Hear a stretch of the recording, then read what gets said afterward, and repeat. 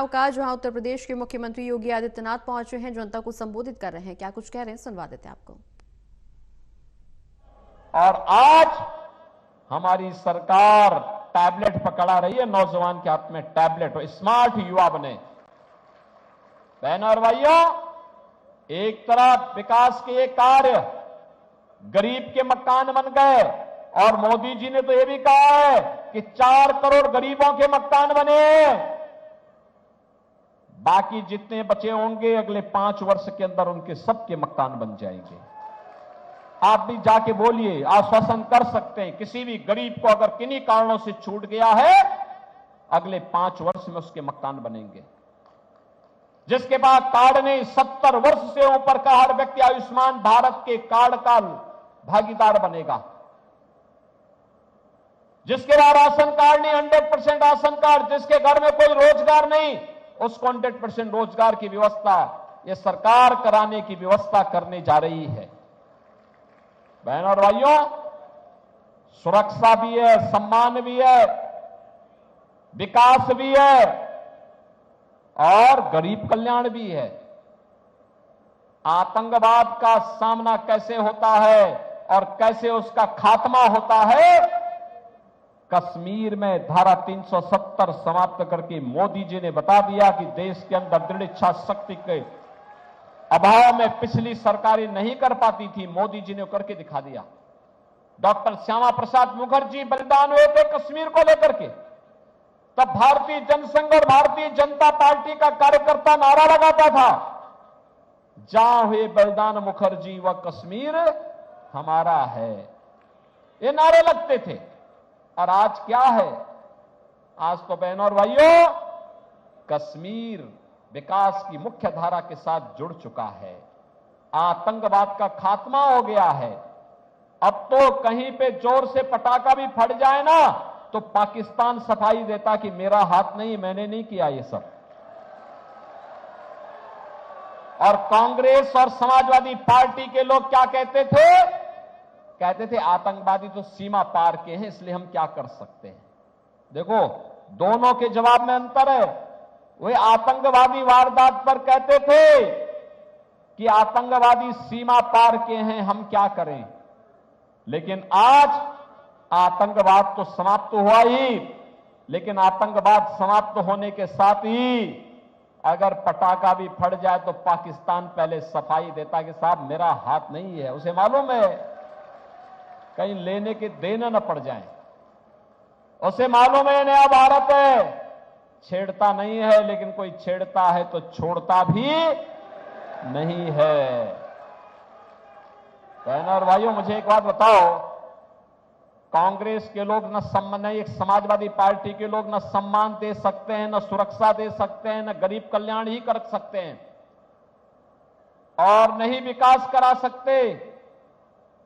आतंकवाद से तो इनका ऐसा रिश्ता है जैसे घर का रिश्ता हो। याद करिए, अयोध्या में राम जन्मभूमि पर आतंकी हमला हुआ था, काशी में संकट मोचन मंदिर पर आतंकी हमला हुआ था, लखनऊ, वाराणसी और अयोध्या की कचहरियों पर हमला हुआ था, सीआरपीएफ कैंप रामपुर पे हमला हुआ था। और इन आतंकी हमलों के लिए जिम्मेदार आतंकवादियों के मुकदमों को बेशर्मी के साथ समाजवादी पार्टी ने वापस लेने का दुस्साहस किया था कि नहीं किया था? क्या आतंकवाद समर्थकों को हम वोट देंगे? क्या आतंकवादियों के विरोध के पक्ष में हमारा वोट जाएगा? क्या आने वाली पीढ़ी कभी माफ नहीं करेगी।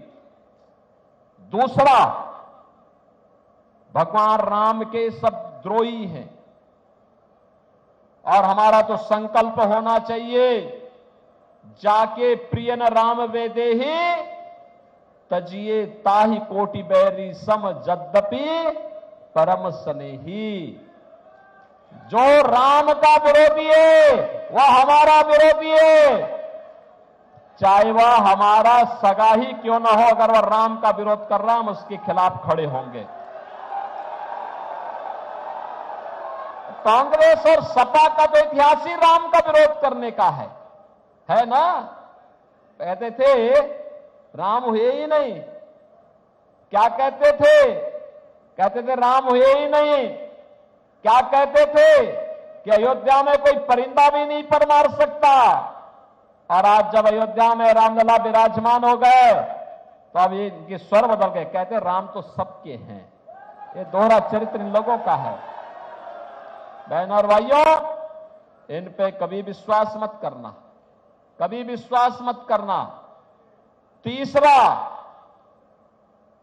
कांग्रेस जो इंडी गठबंधन का सबसे बड़ा भागीदार है, इसका घोषणा पत्र तो देखो। वो क्या कहता है? कहता है अगर कांग्रेस नेतृत्व की सरकार बन गई जिसमें समाजवादी पार्टी भी ढोल बजाने का काम करेगी, तो इंडी गठबंधन क्या करेगी? अल्पसंख्यकों की रुचि के अनुसार खान पान की पूरी स्वतंत्रता देगी। बहनों और भाइयों, मैं ये पूछना चाहता हूं, ये अल्पसंख्यकों की रुचि के अनुसार खान पान क्या होता है? अरे सामान्यतः साभी भोजन तो वही है जो बहुसंख्यक खाता है, वही अल्पसंख्यक भी खाता है। केवल एक जगह में खटपट है और वह है इस देश का बहुसंख्यक, इस देश का बड़ी आबादी, इस देश में जन्मी विपासना विधियां गौ मांस का भक्षण नहीं करती हैं, गौ को माता मानती हैं। और कुछ लोग ऐसे हैं जो हिंदुओं को चिढ़ाने के लिए गौ हत्या करते हैं, गौ मांस का भक्षण करते हैं। क्या कांग्रेस गौ मांस को भक्षण करने की छूट देगी क्या? और अपना वोट देके पाप करेंगे क्या? क्या इस पाप में भागीदार बनेंगे? तो समझाइए घर घर जाकर के कि कांग्रेस विनाश काले विपरीत बुद्धि, यानी जब व्यक्ति की मृत्यु नजदीक आती है तो कम से कम तब तो वह सुधर जाता है, तब तो वह सद्बुद्धि आती है उसको। और इस बात की सद्बुद्धि आती है कि चलो जीवन भर पाप किया, अब अंतिम समय में कुछ अच्छा काम तो कर लो, लेकिन ये तो जाते जाते भी अपना नरक भी बिगाड़ना चाहती है। और इसलिए बहनों और भाइयों, हम आपसे अपील करने के लिए आए हैं। मोदी जी के नेतृत्व में नए भारत को आपने देखा होगा। ये नया भारत काशी में काशी विश्वनाथ धाम है, अयोध्या में रामलला विराजमान हो गए हैं। 500 वर्षों के बाद रामलला ने होली भी खेली और अपना जन्मदिन भी मनाया अयोध्या में। देखा ना आपने कितनी भव्यता के साथ। और विंध्यवासिनी धाम में आप जाएंगे, मां विंध्यवासिनी धाम में भी क्या भव्यता है। यहां पे हम लोग आए थे जब दीक्षित जी यहां विधायक थे, मां चंद्रिका धाम में भी क्या भव्य स्वरूप हो गया है। यही तो पहचान है। मां गंगा की अविरलता निर्मलता को बनाए रखने के लिए नमामि गंगे जैसी परियोजनाएं भी काम कर रही हैं। बहनों और भाइयों, यहां पे सम्मान भी है, सुरक्षा भी है, विरासत का संरक्षण भी है, तो विकास भी है। और इसी के लिए भारतीय जनता पार्टी आई आपके पास। मैं जानता हूं कि आप मोदी जी को फिर से प्रधानमंत्री बनाना चाहते हैं। मैं जानता हूं आप साक्षी जी को फिर से सांसद बनाने के लिए अपना आशीर्वाद देना चाहते हैं। लेकिन बहनों और भाइयों, याद रखना किसी भी हमें युद्ध के समय में अति आत्मविश्वास से बचना होगा। भीषण गर्मी होगी, 13 मई को इलेक्शन हो रहे होंगे। उस दौरान हम सबका दायित्व क्या बनता है? हमारा दायित्व बनता है कि पहले मतदान, तो मतदान करने के लिए पहले जाना। लेकिन मतदान करने के लिए आप तभी जा पाएंगे जब अपने साथ 2 परिवारों को और लेकर के जाएंगे ना? लेके जाएंगे। दूसरा, आप जितने लोग यहां पर हैं, हो सकता है कि साक्षी जी चुनाव के दौरान घर घर न जा पाए। हो सकता है हमारे विधायकगण चुनाव के दौरान घर घर न जा पाए। हो सकता है हमारे पदाधिकारी चुनाव के दौरान घर घर न जा पाए। आपसे मेरी विनम्र अपील होगी, इस दौरान आप स्वयं मोदी जी का प्रतिनिधि बनिए, स्वयं साक्षी जी बन जाइए, स्वयं आशुतोष शुक्ला बन जाइए, घर घर जाइए, घर घर जाइए, मतदाताओं को बोलिए। ये विकसित भारत की संकल्पना को आगे बढ़ाने का चुनाव है, आत्मनिर्भर भारत के चुनाव है। ये चुनाव आपस में बंटने का नहीं है।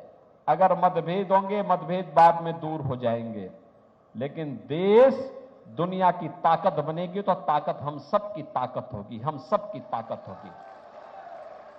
उस ताकत के लिए हमें कार्य करना है और इसीलिए चुनाव के लिए हम लोग आए हैं। इस चुनाव में भारतीय जनता पार्टी के चुनाव चिन्ह कमल के फूल के साथ एक एक मतदाता को मतदान केंद्र पर ले जा करके मतदान करना है, क्योंकि आत्मनिर्भर भारत का मतलब आत्मनिर्भर युवा, आत्मनिर्भर भारत का मतलब आत्मनिर्भर महिला, आत्मनिर्भर व्यापारी, आत्मनिर्भर किसान, आत्मनिर्भर श्रमिक। और जब ये सभी तबका आत्मनिर्भर होता है बहनों और भाइयों, तो भारत आत्मनिर्भर होता है, और भारत आत्मनिर्भर होता है तो दुनिया की एक ताकत बनती है। विकसित भारत की संकल्पना को आगे बढ़ाने में मदद मिलती है, और उसी विकसित भारत के लिए आज हम सब आपके पास समर्थन मांगने के लिए आए हैं। आप सभी कमल चुनाव चिन्ह पर यहां से बाबा को चुनाव जिता के भेजेंगे ना? सभी भेजेंगे, घर घर जाएंगे, मोदी जी को तीसरी बार प्रधानमंत्री